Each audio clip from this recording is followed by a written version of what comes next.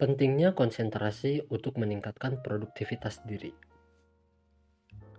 Di era yang dibanjiri dengan begitu banyak informasi, fokus menjadi sesuatu yang sulit dimiliki. Padahal, fokus dapat meningkatkan kemampuan dan produktivitas seseorang. Kemampuan fokus ini dipengaruhi oleh otak, dan otak seperti otot harus dilatih untuk dapat berkonsentrasi dengan baik. Goleman sendiri membagi fokus ke dalam 3 jenis: kesadaran pada diri sendiri, kesadaran pada orang lain, dan kesadaran pada kondisi eksternal. Hal-hal menarik yang kita akan pelajari antara lain, apa saja jenis kemampuan fokus yang perlu kita miliki untuk meraih kesuksesan? Bagaimana pikiran manusia bekerja secara sadar dan tidak sadar? Kenapa seseorang atlet justru bisa gagal saat ia berusaha mengingat teknik yang pernah dipelajarinya? Apa yang dimaksud intuisi dan dari mana asalnya? Dan kenapa empati bisa membantu kamu dalam mengelola relasi dengan orang lain?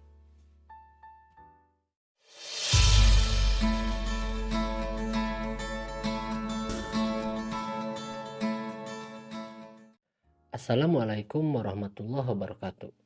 Selamat datang di Pustaka Suara. Dalam video kali ini saya akan membawakan ringkasan buku yang berjudul Fokus, karya penulis dari Daniel Goleman. Buku ini membahas pentingnya fokus dan peningkatan konsentrasi di era yang semakin kompleks ini. Penulis juga mengajak kita untuk memahami bagaimana pikiran bisa bekerja secara lebih optimal saat kita memusatkan perhatian. Daniel Goleman adalah seorang psikolog yang telah menulis beberapa buku bestseller. Beberapa buku yang telah ia tulis adalah Emotional Intelligence, Working with Emotional Intelligence, Primal Leadership, Destructive Emotion, dan Social Intelligence. Sebelum kita lanjut, saya sangat mendorong kamu untuk membaca bukunya secara keseluruhan, supaya mendapatkan pemahaman yang lebih mendalam. Tidak lupa saya mencantumkan link bukunya di deskripsi video di bawah ini. Kita paling rentan terhadap fokus yang digerakkan oleh emosi. Ketika pikiran kita bercabang, ketika perhatian kita terganggu, atau ketika kita dibanjiri informasi, atau ketiganya. Daniel Goleman. Kamu perlu memahami bagaimana otak bekerja secara sadar maupun tidak sadar, supaya dapat meningkatkan fokus. Kamu bisa belajar dengan paling baik ketika perhatian kamu dipusatkan pada apa yang sedang kamu pelajari. Jika pikiran kamu kemana-mana, otak akan mengocehkan hal-hal yang tidak berkaitan dengan apa yang sedang kamu pelajari. Akibatnya, kamu tidak dapat mengingat pelajaran dengan jelas. Karena itulah, atensi selektif atau konsentrasi sangat penting. Secara umum, terdapat 2 bentuk pengalihan perhatian, yaitu sensoris yang mudah dilihat dan emosional yang tidak terlihat tapi lebih sulit untuk diatasi. Gangguan atensi yang bersifat sensoris contohnya adalah suara, aroma, rasa, warna, dan sebagainya. Sedangkan gangguan atensi yang bersifat emosional terkait dengan gejolak emosi yang mengganggu pikiran, misalnya kecemasan, keingintahuan, ketakutan, dan sebagainya. Penarik perhatian yang bersifat emosional ini biasanya lebih intimidatif dan sulit diatasi dibandingkan penarik perhatian yang bersifat sensoris. Mereka yang relatif kebal terhadap gejolak emosi dan tidak mudah terganggu emosinya akan lebih mampu berkonsentrasi. Pikiran manusia sendiri dapat dibedakan menjadi 2, yaitu pikiran bottom up dan pikiran top down. Pikiran bottom up beroperasi dengan sangat cepat karena selalu menyala dan bekerja di luar kesadaran. Pikiran ini bersifat intuitif, impulsif, dan didorong oleh emosi. Pikiran bottom up ini menjadi eksekutor bagi rutinitas dan kebiasaan kamu. Sedangkan pikiran top down bekerja secara sadar dan lebih lamban karena harus diupayakan. Pikiran ini menjadi pusat kendali diri yang terkadang bisa mengalahkan kendali otomatis. Atensi kamu dipengaruhi oleh 2 pikiran ini. Atensi yang bersifat top down digerakkan secara sadar oleh kehendak dan pilihan yang kamu buat. Sedangkan atensi yang bersifat bottom up digerakkan oleh refleks, impuls, dan kebiasaan rutin. Meski tampaknya pikiran top down dapat memegang kendali dalam pikiran manusia, sebenarnya pikiran bottom up seringkali lebih dominan. Pikiran bottom up menjadi lebih kuat karena menghemat energi yang dikeluarkan otak. Hal-hal baru yang akan kamu pelajari dan akan kamu lakukan secara sadar yaitu top down. Lama-kelamaan akan menjadi kebiasaan dan rutinitas, yaitu bottom up. Itulah kenapa saat kamu berusaha terlalu keras untuk sesuatu, seringkali justru kamu gagal. Contohnya, saat seseorang atlet berusaha untuk menang dengan mengingat semua teknik yang ia pelajari. Ia justru gagal karena badannya yang sudah terlatih untuk melakukan teknik-teknik tersebut justru terganggu dengan pikirannya. Intinya, atensi yang berlebihan justru menyusutkan kendali mental. Saat kamu tertekan, kamu justru cenderung untuk melupakan banyak hal. Saat kamu ditekan untuk tidak melakukan atau mengatakan sesuatu, justru kamu cenderung untuk melakukan atau mengatakan apa yang dilarang. Jadi, kamu perlu menyeimbangkan antara pikiran bottom up dan top down. Saat terlalu condong pada pikiran bottom up, hidup akan menjadi otomatis dan banyak tindakan yang kamu lakukan secara tidak sadar.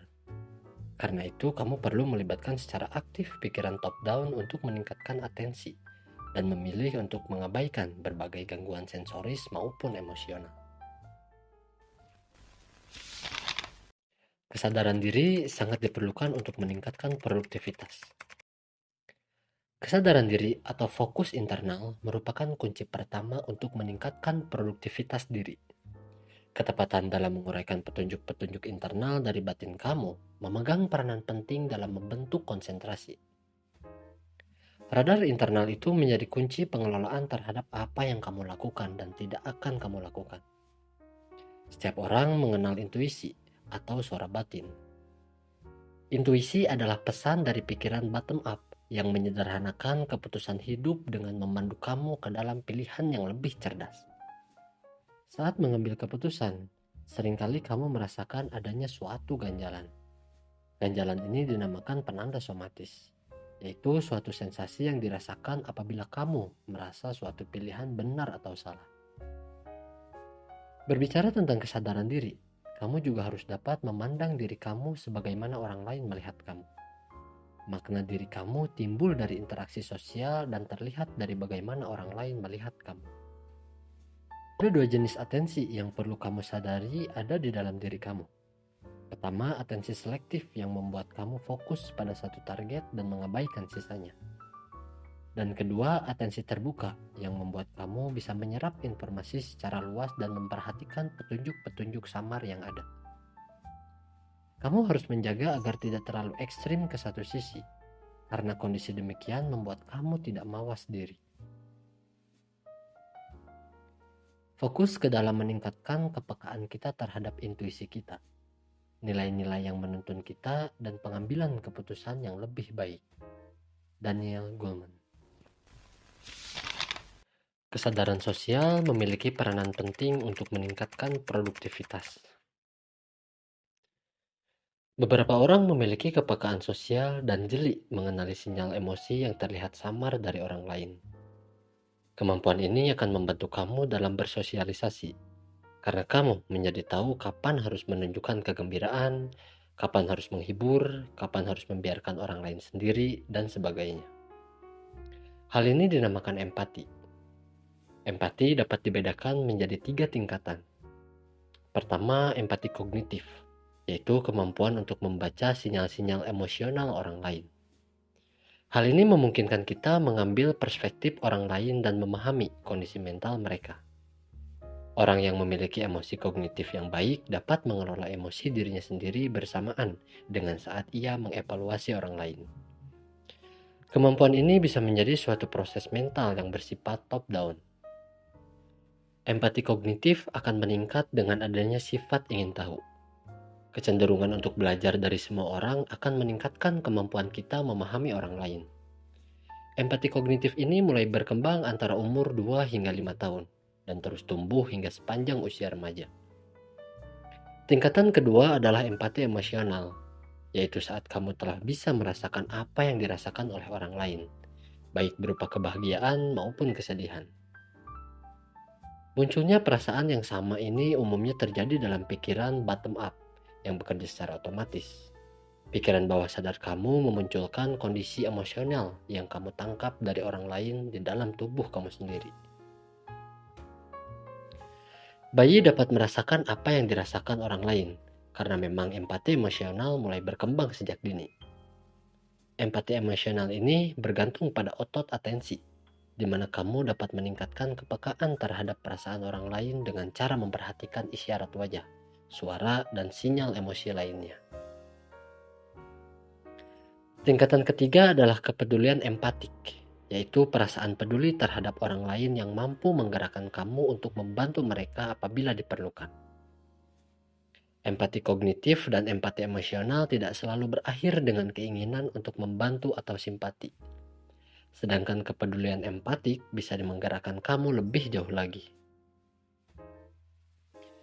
Kepedulian empatik bekerja dalam dua tahapan, yaitu munculnya perasaan tak nyaman karena kondisi orang lain dan pikiran untuk mempertimbangkan sebesar apa kamu menghargai kepentingan orang lain. Dalam proses tersebut, pikiran bottom up menghasilkan kepedulian di dalam otak. Sedangkan pikiran top down akan mengevaluasi perlu tidaknya bantuan diberikan. Ada kalanya fokus kamu terserap pada diri sendiri, dan pada saat itulah kepedulian empati kamu akan turun.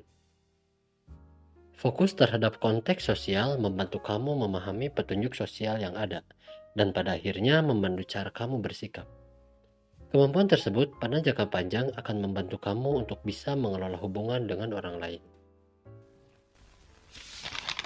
Kesadaran akan kondisi sekitar ternyata dibutuhkan untuk meningkatkan produktivitas.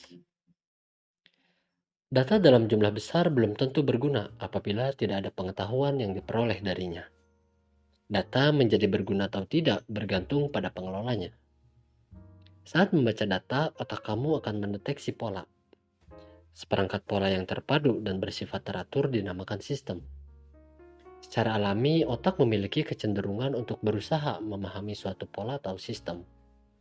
Namun demikian, dibandingkan dengan kesadaran diri dan kesadaran terhadap sesama, kesadaran terhadap sistem ini perlu diupayakan dan dipelajari sebelum dapat timbul secara alami.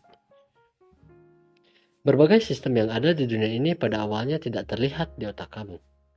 Kamu belum memiliki persepsi langsung mengenai keberadaan berbagai sistem yang dapat mempengaruhi kehidupan kamu. Saat ini, kamu dapat menggunakan berbagai alat bantu buatan untuk membantu kamu memahami pola dan sistem. Tidak lagi bergantung pada kepekaan personal terhadap kondisi alam sekitar. Tradisi merupakan suatu bentuk pemahaman akan sistem yang diturunkan secara turun-temurun. Orang zaman dahulu memetakan berbagai pola dan sistem yang ada dan menghasilkan upaya untuk bertahan dalam ekosistem yang ada. Pemahaman akan jenis-jenis ini, seperti makanan yang bergizi dan beracun, bagaimana cara berternak dan sebagainya, dipahami melalui suatu proses belajar. Dunia yang semakin kompleks dan banjir informasi seringkali membuat kamu kesulitan melihat sistem dan terjebak dalam kekacauan. Adanya titik buta di otak manusia semakin memperburuk kekacauan informasi yang diterima.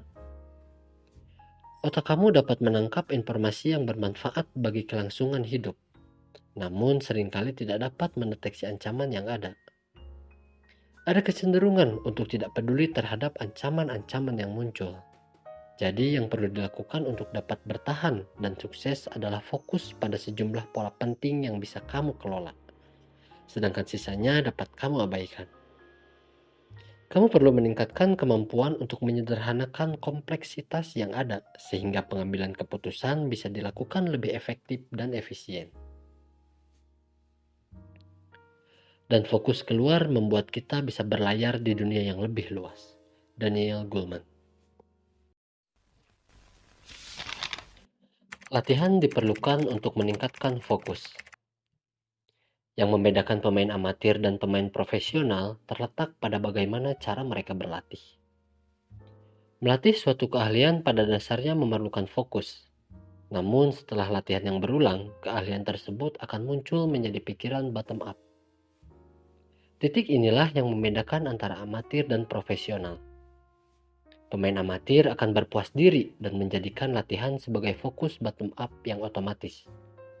Berbeda dengan pemain profesional, yang akan terus menggunakan fokus top down-nya untuk memperbaiki tekniknya serta menganalisa kesalahan yang ada. Latihan yang baik tidak dapat menentukan pada lamanya jam latihan, tapi seberapa optimal kamu dalam mempertahankan konsentrasi dan kesadaran untuk terus melakukan perbaikan.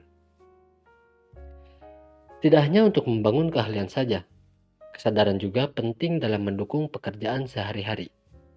Saat ini semakin banyak perusahaan yang menyadari pentingnya kesadaran dalam bekerja. Ketidaksadaran saat ini telah dianggap sebagai salah satu pemborosan di tempat kerja. Latihan kesadaran diperlukan untuk meningkatkan kemampuan kamu agar tidak reaktif maupun emosional.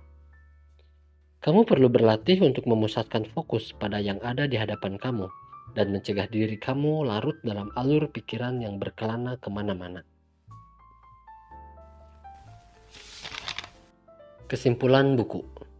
Tindakan kamu dikelola oleh otak melalui dua cara, yaitu pikiran bottom up yang bersifat otomatis dan tidak sadar, dan pikiran top down yang lebih lambat dan dikelola secara sadar. Intuisi timbul dari pikiran bottom up yang merekam pengalaman yang pernah dirasakan sebelumnya dan timbul secara otomatis untuk membantu pengambilan keputusan.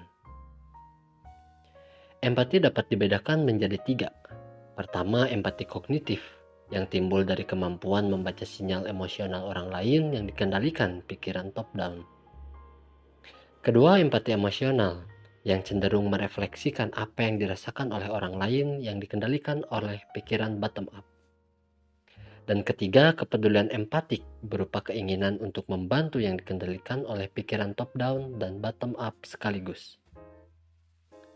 Dengan fokus keluar, kamu dapat memahami pola dan sistem yang ada di dunia ini hingga dapat mengambil manfaat dan menghindari ancaman yang ada. Itulah ringkasan buku karya Daniel Goleman yang berjudul Fokus. Terima kasih sudah menonton video ini, semoga video ini bermanfaat. Jika kamu menyukai video ini, jangan lupa untuk like dan subscribe. Insya Allah saya akan terus menghadirkan video-video ringkasan buku yang menarik dan informatif. Sampai jumpa di video selanjutnya. Wassalamualaikum warahmatullahi wabarakatuh.